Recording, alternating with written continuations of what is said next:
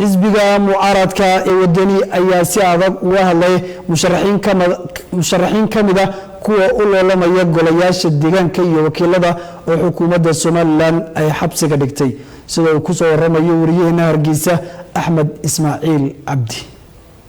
xisbiga mucaaradka wadani ayaa ka hadlay xariga lagula kacay xogayaha maaliyadda ee xisbiga UCID ahna murashax u tartamaya golaha wakiilada Soomaaliland isaga iyo murashaxa golaha deegaanka Yoonis Axmed Yoonis xogayaha cadaaladda xisbiga mucaaradka wadani ayaa ka hadlay waxaanu fariin u diray madaxweynaha Soomaaliland isagoo arrimahaasi ka hadlayna waxa uu yiri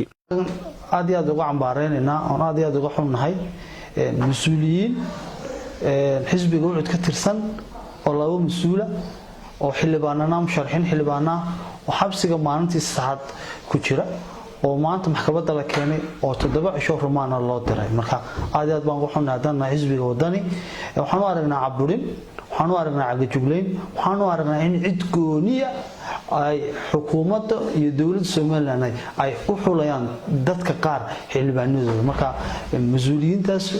waa mas'uuliyiin qaran xisbi qaran bay ku jiraan dastuurka Soomaaliland baa wuxuu siiyay dadka muwaadiniinta inay waxna doortaan lana doorto marka xaq muwaadin bay leeyihiin xaq siyaasi leeyihiin xaq waxay leeyihiin raydhiibasho xaq waxay leeyihiin sharaxaad oo marka waxa soo dhan dastuurka damaanad qaadaya marka aad iyo aad baan uga xunnahay in arintaas soo baxday in waliba dadkii musharaxiinta Raage Axmed Yuusuf iyo Maxamed Axmed Jaamac xabsiga loo taxaabo oo lagu haysto madaxweynaha iskuardaatiine maxaad xisbiga madaxweynaha iskaga sharax weydeen ama madaxweynaha maxaa soo mar weydeen marka la soo koobo hadalka intaas oo xurkusay marka waxaan leenahay madaxweyne goormad chief caaqil noqotay madaxweynuhu chief caaqil maaha yaan la ceebayn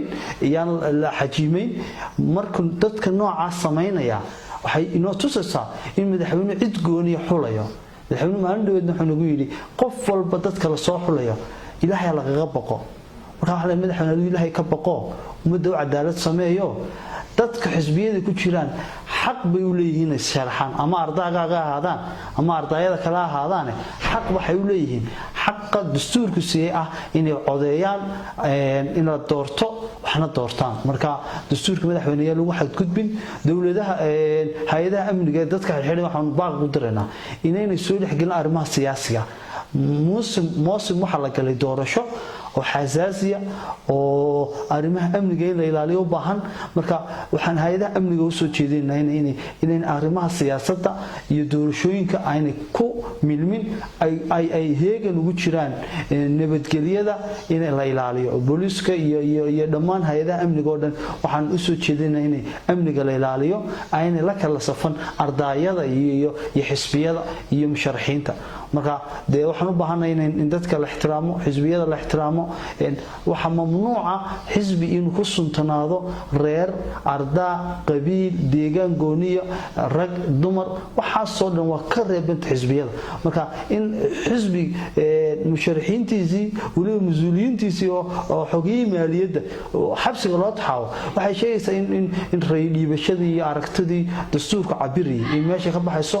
Soomaaliland waa dal dimuqraadi ah dad u baahan in xorriyadda hadalka la ixtiraamo marka waxaan aad iyo aad ugu baaqanahay in xorriyadooda si degdeg ah loogu soo celiyo hadii loo soo celin waayo waxaan leenahay madaxweyne 20 ka xildhibaan gobolka Muruujaxan forfeitka ku tahay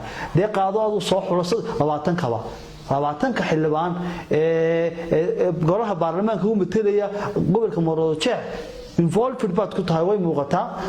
marka 20 ka qaado adigu oo soo xul hadii la noqon waayo dad siman oo xisbiyada sugnaadaan dadku ay xisbiga doonaan iska soo sharaxaya ardaygu doonaa ahaado reerku doonaa ahaado gobolku doonaa ahaado qofku xor buu inuu deegaanku doonaa iska sharaxi karo deegaankiisa iyo xisbigu doono iska sharxi karo marka inta la ilaaliyan ayaan ku baaqaynaa mas'uuliyiinta maantii saddexaad xabsiga ku jira waxaan u baaqaynaa in xorriyadooda lagu soo celiyo waxaan u baaqaynaa in aan mar dambe dhicin waxa soo muuqanaysa in dawladda Soomaaliland doonayso in xisbiyada iyo musharaxiinta faraha la gasho marka arrimaha faraha la gelida xisbiyada iyo musharaxiinta la sharaxayo in dawladdu faraha kala baxdo ciidamadu faraha kala baxaan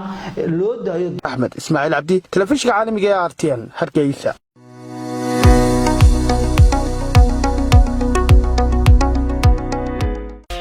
ku xirnow IBS Bank goob kasta iyo goor kasta adigoo isticmaalaya IBS Mobile Banking degso application-ka oo isticmaal adeega IBS Mobile Banking si aad u isticmaasho application-ka fadlan kala soo deg Google Play ama App Store-ka ku qoro IBS Mobile Banking kadibna guji install si aad ula soo degto app-ka haddaba ka isticmaal teleefankaaga adeegyada IBS Bank